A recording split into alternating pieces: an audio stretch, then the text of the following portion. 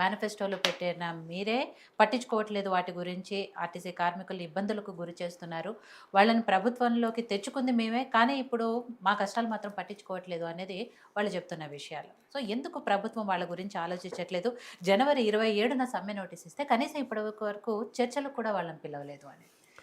అయితే ముందుగా మేడం, ఇంతకుముందు సార్ వాళ్ళిద్దరు మాట్లాడుకుంటూ కూడా ఒక మాటను చాలా ప్రధానంగా చెప్పారు. ఏంటి అంటే, ఇంత కష్టము చేసే ఏకైక డిపార్ట్మెంట్ మా ఆర్టీసీ డిపార్ట్మెంట్, ఎవరు చేయరు. Yes, with all due respect, I sincerely agree. ప్రభుత్వ వ్యవస్థలో అత్యంత కఠినమైన ఉద్యోగాలు చేసే వ్యవస్థ ఫస్ట్ ఆర్టీసీ, దానికి ఈక్వలెంట్గా పోలీస్ డిపార్ట్మెంట్. ఈ రెండు కూడా నిర్విరామంగా పనిచేస్తారు. అంతే కదా, నిర్విరామంగా పనిచేస్తారు. ఏ కండిషన్కైనా ఆ డిపార్ట్మెంట్ తలొగ్గి పనిచేస్తుందని చెప్పడంలో ఎటువంటి అనుమానాలు లేవు. I accept with them. వారి మాటతోని నేను ఏకీభవిస్తున్నా. అయితే ప్రభుత్వము వీళ్ళను పట్టించుకోవడం లేదు అంటే సరే, సహజంగా వాళ్ళు జనవరి 27 నాడు నోటీస్ ఇస్తే దానికి స్పందించలేదు అన్న ఉద్దేశంతో వారు ఆ మాట అనడంలో తప్పలేదు. అయితే అన్న, ఈ సందర్భంగా ఈ వేదికగా మీకు ఒక మాట చెప్తున్నా. ఆర్టీసీ డిపార్ట్మెంట్కి ఎక్కడా కూడా కాంగ్రెస్ పార్టీ ప్రభుత్వం మీ పట్ల నిర్లక్ష్యంగా వ్యవహరించాలనో, మిమ్మల్ని ఇబ్బందికి గురి చేయాలనో, లేకపోతే మిమ్మల్ని తీసేసి అంటే మిమ్మల్ని కనీసం మనుషులుగా కూడా చూస్తలేరు అన్నటువంటి మీ ఆవేదనను అక్కడి దాకా తీసుకురావాలన్న ఆలోచన ప్రభుత్వానికి లేదు. మీ దగ్గర ఉన్నది ఏంటి?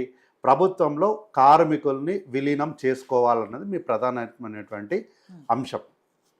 అయితే గతంలో మీరు 54 రోజులు సమ్మె చేస్తే కాంగ్రెస్ పార్టీ మీకు పూర్తిగా మద్దతు ఇచ్చింది కదా. ఎవరి మీదనో ఎందుకు? మీ ఆర్టీసీ డిపార్ట్మెంట్ ఇక్కడే మియాపూర్ డిపార్ట్మెంట్ వాళ్ళు సమ్మె చేస్తుంటే ఆ సమ్మెలో పోయి నేను కూర్చున్న పాపానికి నన్నే తీసుకుపోయి లోపలేసి నా మీద కేసు ఫైల్ చేసి ఇప్పటికీ ఆ కేసు అట్లనే ఉంది. ఇప్పటికీ ఆ కేసు దానికి పేసి ఉంది, తిరుగుతున్నా ఇంకా కోర్టుకు నేను ఆ రోజు పెట్టిన కేసుకు. కాబట్టి మీకు ఖచ్చితంగా అండగా నిలబడాల్సిన బాధ్యత ఆ రోజు ఉంది, ఈ రోజు ఉంది. దాని నుంచి మేమేం తప్పించుకుంటుంది ఏం లేదు. మీరే చెప్తున్నారు వైఎస్ఆర్ గారి హయాంలో హెవీ ట్యాక్స్ తగ్గించారన్న విషయం మీరే చెప్పారు. సో ఏంటంటే వైఎస్ఆర్ గారు మా కాంగ్రెస్ పార్టీ నాయకులే కదా. కాబట్టి ఏంటి అంటే, మీకు ఇట్లాంటి ప్రధానమైనటువంటి సమస్యలు రావడానికి కారణం ఏంటి అంటే, యూనియన్లను నిర్వీర్యం చేయడమే వీటన్నిటికీ ప్రధానమైనటువంటి కారణం. యూనియన్లు ఉంటే ఏమవుతుంది అంటే, అధికారుల దగ్గరకో లేకపోతే మంత్రుల దగ్గరకో ముఖ్యమంత్రి గారి దగ్గరకో వెళ్ళడానికి ఒక అవకాశం ఉంటుంది. ఇప్పుడు అన్నగారు ఉన్నారు, సార్ ఉన్నారు, బాబు గారు ఉన్నారు. బాబు గారికి ఇబ్బంది ఉంది, బాబు గారు ఆఫీసర్ దగ్గరకో లేకపోతే ముఖ్యమంత్రి మంత్రి గారి దగ్గరికి వెళ్ళాలంటే ఏమని చెప్పాలి? ఎవరు వచ్చిర్రు అని అడుగుతారు లోపల. బాబు గారు వచ్చిర్రు అని చెప్తారు. ఆ సార్లో ఉండనులే అని అంటారు. మనకు పని ఉంది ఉండనులే, ఆఫీసర్ ఎవరో కూర్చున్నారా అని అంటారు. జనరల్గా ఇది మా ప్రభుత్వం అని కదా, ఎవరైనా సరే. అట్లా కాకుండా సమ్ మజ్దూర్ యూనియన్ ఇంకొక యూనియన్ వచ్చింది అని చెప్పినప్పుడు ఏమవుతుంది అంటే, ఒంటరిగా వెళ్ళిన బాబు సార్ ఒంటరిగా వెళ్ళినా కూడా హీ విల్ రిప్రజెంట్ యూనియన్. కాబట్టి బాబు గారు చెప్పే మాట ఆయన ఒక్కరు చెప్పినట్టు కాదు, ఆ యూనియన్లో ఉన్నటువంటి సభ్యులందరి రిప్రజెంటేషన్ అది. కాబట్టి వీరి మాటకు విలువ ఉంటుంది. కాబట్టి యూనియన్లను నిర్వీర్యం చేయడం అనేది దాన్నే అహంకారము అంటారు, దాన్నే ఏమంటారు మరి, మీకు తెలిసిన మాటలు అవన్నీ నేను చెప్తే బాగుంటుంది. అయితే ఎస్ చెప్తున్నా మేడం. అయితే యూనియన్లను పునరుద్ధరించకూడదు అని మాకేం లేదు అని అందుకే నేను స్టార్టింగ్లో అదే చెప్పిన. అయితే ఉన్న సమస్యల్లో నుంచి పూర్తిగా వీరిని గట్టెక్కించే ప్రయత్నము కాంగ్రెస్ పార్టీ ప్రభుత్వం చేస్తుంది అని ఒక ఇన్ఫర్మేషన్ మా దగ్గర ఉంది మేడం. 28/4/2025 నాడు ప్రభుత్వము అంటే అధికారికంగా ఇచ్చినటువంటి ఒక ఇన్ఫర్మేషన్ ఏంటి? రిటైర్డ్ ఆర్టీసీ అధికారులు సిబ్బంది సంక్షేమానికి కట్టుబడి ఉన్నాం, పెండింగ్ సమస్యలను దశల వారీగా పరిష్కరిస్తాం, కొత్త బస్సులకు అనుగుణంగా ఉద్యోగ నియామకాలు, మహాలక్ష్మి పథకంతో పాటు ఆర్టీసీ ఆర్థిక పరిపుష్టి సాధిస్తుంది, తెలంగాణ ఆర్టీసీని దేశంలోనే నెంబర్ 1 సంస్థగా మార్చాలేలా చర్యలు తీసుకుంటాము అని పొన్నం ప్రభాకర్ గారు అధికారిక ఒక ఇన్ఫర్మేషన్ ఇచ్చినారు. ఇది డేటు 28/4/2025 నాడు, మొన్న రీసెంట్గా. అంటే ఏంది అంటే, అయితే సార్ వాళ్ళు ఇంతకుముందు ఒక మాట అన్నారు మేడం, నిజంగా నాకు కూడా బాధ అనిపించింది ఆ మాటకి. I really regret. ఈ విషయంకి అయితే ఏంటి అంటే, చచ్చిపోయిన శవం దగ్గరికి పోతే సెల్ఫీ తీసి పెట్టండి అని కొంతమంది అధికారులు అడుగుతున్నారని, తర్వాత నేను ఉద్యోగం చేస్తే చేయలేకపోతే లేదు ఇగో తెల్ల కాగితం మీద రాసిచ్చిపో అంటున్నారని కొంతమంది అధికారులు అన్నారని ఇంతకుముందు అంటే అన్నవాళ్ళు చెప్పిన మాటతోని, ఈ మాటతో నేను వాళ్ళ మాటని సమర్థిస్తూనే అధికారుల తీరుని నేను కూడా వ్యతిరేకిస్తున్నా. ఇది కరెక్ట్ కాదు. నేను కూడా కార్పొరేట్ వ్యవస్థలో పనిచేసినటువంటి వ్యక్తినే. కాబట్టి ఇట్లాంటిది ఖచ్చితంగా కాంగ్రెస్ పార్టీ ప్రజాప్రభుత్వ విధానము కాదు అని మాత్రం నేను చాలా గట్టిగా చెప్తున్నా. ఒకవేళ ఇది ప్రభుత్వం ఇట్లా చెప్పింది అని ఒకవేళ అన్నవాళ్ళు ఏమైనా నమ్మితే దయచేసి అన్నవారికి ఒక విజ్ఞప్తి ఏంటంటే ఇట్లాంటి విధానం ప్రభుత్వం ఇట్లా ఆర్డర్స్ ఇచ్చిందని మీరు మాత్రం నమ్మకండి అన్న. దయచేసి ఒకవేళ వీలుంటే కుదిరితే మీ ద్వారా నేను అడుగుతున్న అట్లాంటి అధికారులు ఎవరో వారి పేర్లు, వాళ్ళ డెసిగ్నేషన్స్, వాళ్ళ వర్కింగ్ స్టేషన్స్ ఇవ్వండి. ఖచ్చితంగా నేను పర్సనల్గా మంత్రి గారి దృష్టికి తీసుకెళ్తాను నేను. ఎందుకు అంటే ఎవడండి చెప్పినోడు సెల్ఫీలు తీసి పెట్టమని చెప్పి అడిగేటోడు వాటికి ఏమి మానవత్వం ఉన్నట్టు? చనిపోయిన అక్కడ పోయి సెల్ఫీ తీసి పెడతాడు ఎవడని? ఫోటోలు తీయడానికైనా ఎవరికి మనసు రాదు, సెల్ఫీలు తీయమని అడుగుతాడు. ఎవడో అధికారి ఎవడో చెప్పానంటే నాకు అట్లాంటి అధికారుల తాట తీస్తాం మేము. అది మంచి పద్ధతి కాదు. కనీసం మానవత్వం ఉండాలి. కాబట్టి తీసి పెట్టినరు. అదే అంటున్నా, అట్లా అడిగిన అధికారులు కరెక్ట్ కాదు అంటున్నా. పెట్టిన చరిత్ర కూడా అదే అంటున్నా, అట్లాంటి అధికారులు అట్లాంటి విధానం కరెక్ట్ కాదు అంటున్నా నేను. సెల్ఫీలు తీసి పెట్టిన తర్వాత మళ్ళీ వాళ్ళు పోయిన తర్వాత నీకు ఎవరు ఫోన్ చేస్తే వచ్చినావు నువ్వు, నీకు ఎవరు ఫోన్ చేసిండ్రు అని మళ్ళీ వాళ్ళని పోయినాక కూడా మళ్ళీ అడుగుడు. అసలు ఎవరు నీకు ఫోన్ చేసిండ్రు, చచ్చిపోయినా ఎవరు ఫోన్ చేసిండ్రు, ఇది కరెక్టేనా, నీ ఫోటో పెట్టు. ఇట్లాంటి విధానం కరెక్ట్ కాదని అంటూ నేను సమర్థిస్తలేను. ఇట్లాంటి విధానం కరెక్ట్ కాదు. అట్లాంటి అధికారులు ఎవరో దయచేసి మీకు కుదిరితే మీ ద్వారా నా వివరాలు తీసుకుంటా. ఖచ్చితంగా మంత్రి గారి దృష్టిలో నేను పర్సనల్గా పెడతా. ఎందుకు అంటే నేను అదే అంటున్నా అట్లాంటిది పట్టించాలంటే కూడా వీళ్ళకి యూనియన్ ఉండాలి. యూనియన్ ఉండాలి వీళ్ళకి. అయితే నేను అదే అంటున్నా మేడం. కార్తిక్ గారు మీరు చెప్తున్నారు, నేను కూడా వెల్కమ్ చేస్తున్నా మిమ్మల్ని. కానీ ఇది సోషల్ మీడియాలో రోజు మా గ్రూపులలో తిరుగుతున్న వీళ్ళందరికీ ఇంత ఇబ్బందికర ఇప్పుడు మనం సమస్య అయినప్పుడు ఒక్క నిమిషం అదేనండి, ఇది తిరుగుతున్నప్పుడు ఇది ప్రభుత్వానికి ట్రాన్స్పోర్ట్ మినిస్టర్ తెలియదు, వాళ్ళ దృష్టికి కూడా పోయిన సందర్భాలు ఉన్నాయి. అన్నిట్లలో ట్విట్టర్లో పెట్టి కొట్టాడుకున్నవి కూడా ఉన్నాయి. సో నేనేమంటున్నా అంటే ప్రభుత్వం చెప్పింది అని తప్పు మేము అది అనట్లే, కానీ ప్రభుత్వ బాధ్యతగా ఉన్నప్పుడు వచ్చినటువంటి మేనేజ్మెంట్ ని మందలిచ్చి రాకుండా చేసి చేయాల్సిన బాధ్యత ఉంది. దాంట్లో ల్యాబ్స్ జరుగుతున్నాయి అనేది కరెక్ట్. నేను అదే అంటున్నా.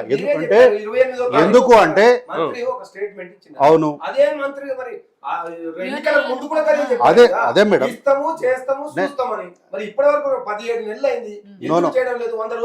10 సంవత్సరాల పాపం మేడం ఇది. 10 సంవత్సరాల పాపము. దయచేసి 10 నిమిషాలు మాకు టైం ఇవ్వండి. 10 సంవత్సరాల పాపానికి 10 నిమిషాలు టైం ఇవ్వండి. అయితే వీళ్ళు యూనియన్లు కావాలని అడిగిన కోరికను కాంగ్రెస్ పార్టీ మేము మేనిఫెస్టోలో పెట్టినాం. ఏదో గాలికుట్టిగా చెప్పలేదు, అయితే మేనిఫెస్టోలో పెట్టినాం. అయితే ఈ యూనియన్లు మొత్తం కూడా పునరుద్ధరించాలన్నటువంటి సంకల్పము ఖచ్చితంగా కాంగ్రెస్ పార్టీ దగ్గర. అయితే వీళ్ళు ఇంతకుముందు చెప్పినారు కదా మేడం, ఆఫీసర్లు ఇట్లా అడుగుతున్నారని. ఎస్, ఇట్లాంటి ఆఫీసర్లతో పాటు అన్న మీ దృష్టిలో కూడా పెడుతున్నా కొంతమంది డ్రైవర్లని కాదులే కానీ డ్రైవర్లను అనొద్దు పాపము, కొంతమంది కండక్టర్లు, ప్రత్యేకంగా కండక్టర్లు. నేను మీకు కావాలంటే బస్ నెంబర్ కూడా మీ దృష్టిలో పెడతా అన్న. TS 32Z0011. ఈ ఫోటో నేనే తీసుకున్నా అన్న. ఒకరోజు మహాలక్ష్మి పథకం కింద మహిళలకు సరిగైనటువంటి గౌరవం ఇస్తలేరు అని ప్రత్యేకంగా ఈ బస్సు నెంబరు నాకు ఒక అమ్మాయి చెప్పింది. నాకు చెప్తే ఈ బస్సులో నేనే ప్రయాణం చేసిన, వేరే వాళ్ళు ఎవరో కాదు, నేనే ప్రయాణం చేసినప్పుడు ఇది మహబూబ్నగర్ జిల్లాకు సంబంధించినటువంటి బస్సు. ఈ బస్సులో ఉన్నటువంటి కండక్టరు టికెట్ ఇచ్చే వాళ్ళకి ప్రభుత్వం మహాలక్ష్మి పథకం కింద ప్రభుత్వం పెట్టింది కదన్న. మీరు టికెట్ ఇవ్వడానికి మీకు ప్రాబ్లం ఏముంది? ఏంది ప్రాబ్లం టికెట్ ఇవ్వడానికి? ఆమెకు లేదు, ఇది నేనే ప్రత్యక్ష సాక్ష్యం. అయితే లేదు అయితే ఏంది మర్యాద కదన్నా, మర్యాద గురించి ఇచ్చిపెట్టారు. లేదు మర్యాద నేను అసలు ఎక్స్పెక్ట్ చేస్తలేను, మర్యాద గురించి కాదు. ఆమె ఆధార్ కార్డు ఇచ్చింది. ఆధార్ కార్డు ఇచ్చినప్పుడు పైన నలిగిపోయి అక్కడ ఏమన్నా కొంచెం ఈ ఎడ్జస్ట్లా బాగలేకపోతే మీకు వచ్చిన ప్రాబ్లం ఏముంది? ఆమె నేను టికెట్ ఇవ్వను, టికెట్ తీసుకోండి అంటుంది. ఎందుకు తెలుసా? ఆమె లామినేషన్ చేసినటువంటి ఆధార్ కార్డు యొక్క ఎడ్జస్ట్ బాగాలేవంట, అది కొద్దిగా చిరిగిపోయిందంట, అందుకు నేను టికెట్ ఇవ్వనని పెట్టుకున్నది. నేను కావాలని కల చేసుకొని మీకేమైంది మేడం ఇవ్వచ్చు కదంటే ఆమె నన్నే ఒకటి నువ్వు ఓన్ వీరా అడగనికే. నిజం సార్, నువ్వు ఓన్ వీరా నన్ను అడగనికే అని అంటే కోపం వచ్చి మీ ఆర్ఎంఓకి చెప్తా, నేను మీ మహబూబ్నగర్ ఆర్ఎంఓ వారి పేరు చెప్పిన, నేను ఆర్ఎంఓ వారి పేరు చెప్పొచ్చు కదా. ఆర్ఎంఓ శ్రీదేవి గారికి మీ మీద కంప్లైంట్ చేస్తా, నంబర్ ఉంది అని చెప్పి నేను శ్రీదేవి గారి నంబర్ ఉందని నంబర్ చూపిస్తే అప్పుడు అట్లా కాదు సార్ అని మాట మార్చింది. అయితే ఈ సంభాషణలో మాట్లాడేటప్పుడు నువ్వు కావాలని ప్రభుత్వాన్ని బద్నాం చేయాలనుకుంటున్నావు అమ్మంటే అవును చేయాలనుకుంటున్నా, అనవసరంగా వచ్చింది అంటే ఏంటి? మీరు ఉద్యోగస్తులు కదా, మీరు పబ్లిక్లో అట్లా మాట్లాడటము ఎంతవరకు సమంజసము? అంటే నేను ఆ విషయం జరిగింది కాబట్టి ఈ విషయాన్ని ఇట్లా జరగాలని నేనేం అంటలేను. అంటే కొంతమంది అధికారులు ఏంటంటే కార్తిక్ గారు చెప్పిన దాంట్లో వాస్తవం ఉన్నది. ఒక బస్సు నేను కూడా ఎక్కాను, కొత్తగూడెంలో ఎక్కాను, ఖమ్మం వస్తున్నాను, కండక్టర్ టికెట్ తీసుకుని వచ్చి కూర్చున్నాను, టికెట్ డబ్బులు ఏంటంటే ఇచ్చాము, చిల్లర లేదంటే చిల్లర లేకుండా ఎందుకు ఎక్కుతారు అని అన్నారు. సార్ నాకు తెలియదు, నేను ఫస్ట్ టైం ఎక్కాను అని అన్నాను. నా టికెట్ తెచ్చుకుంటా పోతూ ఈ గత సీఎం ఇక కొన్ని బూతులు మాట్లాడుకుంటూ టికెట్ తీసుకుంటా పోతున్నాను. ఏంది అంటే ఇది రెండు కొట్టాను, నా మీద కేసు అయింది.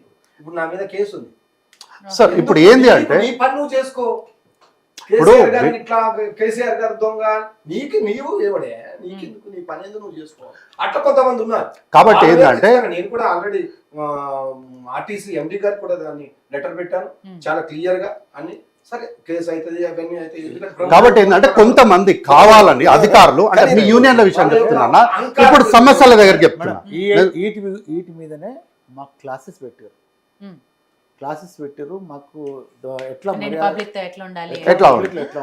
అయితే ఇది అందరు ఇట్లానే చేస్తున్నారని నేను అంటలేను. కొంతమంది ఎట్లా ఇస్తారంటే మంచి ప్రొఫెసర్తో మంచిగా క్లాసులు ఇస్తారు మా అధికారులు. ఆ క్లాసులు ఇచ్చి ఎట్లా పీస్ఫుల్గా తయారు చేస్తారంటే మెంటల్గా కూడా అట్లా తయారు చేస్తారు. ఎక్కువ శాతం నేనైతే ఏదో ఒకటి ఉండవచ్చు కానీ ఎక్కువ శాతం మంది ఆర్టీసీ ఉద్యోగులు కానీ డ్రైవర్లు కానీ కండక్టర్లు కానీ చాలా గౌరవంగా మర్యాదగానే ఉంటారు. నేను అందరూ అని అంటలేను, అందరూ ఏమంటలేను. కనీసము మేడం ఇప్పుడు ఈమె కనీసం నన్ను చూసైనా, కనీసం నా టెక్చర్ చూసైనా నాతో మాట్లాడే విధానంతో ఉండాలి కదా. ఆమె నన్ను కనీసము నా అంతా చూసినాక నేను బస్సు ఎక్కినప్పుడు ఏం జరిగిందో కూడా తను చూసింది. నేను ఎట్లా బస్ స్టాండ్కి వచ్చినా, నేను ఎట్లా బస్సు ఎక్కినా, అక్కడ జన సందర్భం అంతా చూసి కూడా నువ్వు ఓన్విరా అని నన్నే అన్నప్పుడు మిగతా వాళ్ళతో ఎట్లా మాట్లాడే విధానం ఉంటుంది. కాబట్టి నేను ఏమంటారు, కొంతమంది కావాలని ఇక్కడ ఇంకొక వర్షన్ కూడా ఆలోచించాలి. అంటే వాళ్ళ తరపు నుంచి ఆలోచించిన ఇందాక ఆయన చెప్పింది అదే, వాళ్ళకి నేను అదే చెప్తున్నా, నెక్స్ట్ అదే చెప్తున్నా. 7 గంటల బస్సు మేడం అది. మీరు ఫ్రీ బస్సులు పెట్టిన దగ్గర అయితే నేను ఇక్కడ 120-130 మంది నేను అది కూడా మందిని హ్యాండిల్ చేయడం రాదు మేడం. అదే అంటున్నారు. అయితే మేడం అది సరే ఓకే, వాళ్ళ ఫ్రస్ట్రేషన్ నేను అర్థం చేసుకుంటా, కానీ అది మార్నింగ్ 7 o'clock బస్. అయితే విషయం ఏంటి అంటే నేను ఈ సందర్భాన్ని ప్రత్యేకంగా ఎందుకు చెప్పినా అంటే కొంతమంది అధికారులు, నాకు తెలిసి అందరు అధికారులు సెల్ఫీ పెట్టమంటున్నారని అడుగుతున్నారని నేనైతే అనుకోను. కొంతమంది అదే అంటున్నా, కొంతమంది అధికారులు ఏంటంటే వాంటెడ్గా వాళ్ళు మరి పార్టీలలో వాళ్ళకి పైన ఉన్నటువంటి ఇన్ఫ్లుయెన్స్, అంటే మా కాంగ్రెస్ పార్టీ బీఆర్ఎస్ పార్టీ అని చెప్తలేదు, వాళ్ళకు వ్యక్తిగతంగా ఆయా పార్టీల పైన ఉన్నటువంటి అభిప్రాయాన్ని లేకపోతే అభిమానాన్ని పెంచుకోవడం కోసమో లేదా చూపించుకోవడం కోసమో వాళ్ళు కొంతమంది అధికారులు కావాలని ఇట్లాంటి పైచాచిక ఆనందం చేసే విషయాలు ఉన్నాయి. అందుకే నేను ఏమంటున్నా, వాళ్ళ మీద కూడా ఏమైతుందని అధికారుల మీద కూడా అన్న ఆఫీస్ లో కూర్చుని డ్రైవర్ పోయినప్పుడు సెల్ఫీ తీసుకొని పెట్టమని అడిగే అధికారం ఏందన్నా నాకు తెలియక అడుగుతా. కాబట్టి వాళ్ళకి ఖచ్చితంగా వాళ్ళకు కూడా అవసరం కాబట్టి వాళ్ళు అడుగుతారు కదా లెక్కలు. అయితే